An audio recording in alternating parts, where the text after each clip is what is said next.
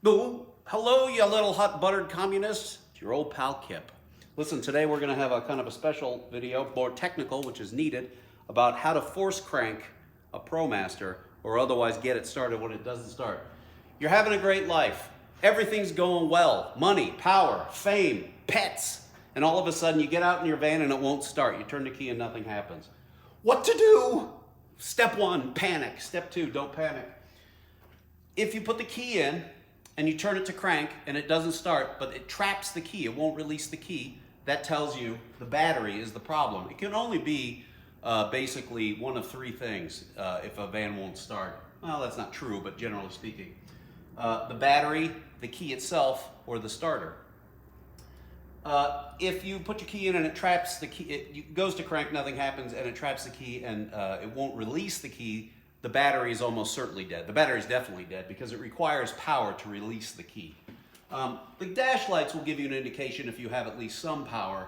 And I mean, I can't make this whole video about determining whether you have power, but if you go to crank it and the dash lights don't dim and everything's fine, but it still won't start, now you know it's either the key or the starter itself.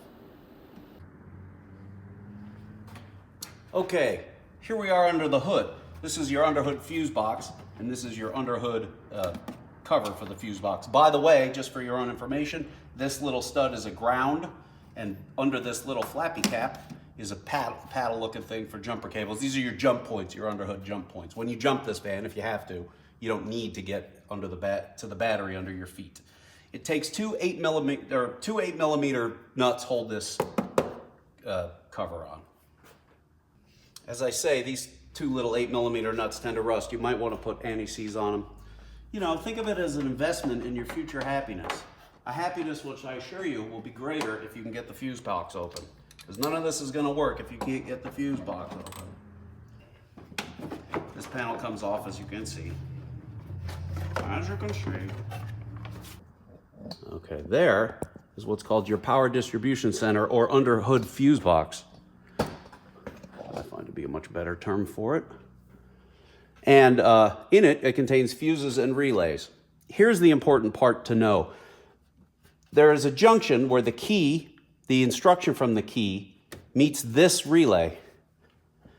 This relay. Second one up on the left, lower left side. And this is the relay that drives the starter. By playing around with this relay, what we can determine is that if the problem, why it won't start, is on the starter side or on the key side. And here's how we're going to do it. The first thing you would do is you would pull this relay, maybe shake it or whatever. But the important thing is, as you can see, they're all the same. So you can exchange this relay with another one. And if the van then starts, you know for certain you have a bad relay. But that won't be it because these relays don't go bad very often. Almost never, in fact. I love it when the bell rings. What we are going to do is use these four terminals now to force crank this engine, meaning we're going to force power to the starter. What's that going to tell us? What's going to tell us if we have power. But if we force the starter to start and it starts, we know the problem is somewhere in this direction, meaning all the way back and probably at the key itself, because there's really not that much. There's no circuitry in here. It goes to the body control module, and the body control module receives the instruction to crank from the key. So if we force crank it and it doesn't start, then we can forget everything about the key and worry about the starter, the wire to the starter, the ground to the starter, but most likely it would be the small wire that excites the starter.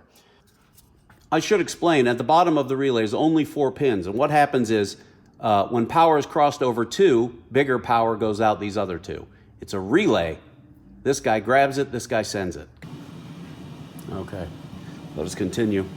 So here is how we're going to force crank it. The most important part of this procedure is to listen to what I'm about to say. The key must be on, not off, because if you try and force crank it with the engine off, what'll happen is the van might think it's being stolen and it's going to trip the security system, and then you got a bigger problem on your hands than fact that it won't start. Might require a trip to the dealer. I don't know, because I don't do such things. However, if the key is on to the run position, what you can do is jump, assuming that the key is on. I've made a loop of wire here, can be almost anything, and I'm going to jump these two pins, these two ones that are vertical as you look at them from the front of the van. That should send power to the starter, and the engine should start in this van because it runs. But you're doing it as a diagnostic. You can stick in one side and then the other. You can do it a variety of different ways. Okay? That would tell you that your starter works, the ground to your starter works, your engine ground works, your battery is good, it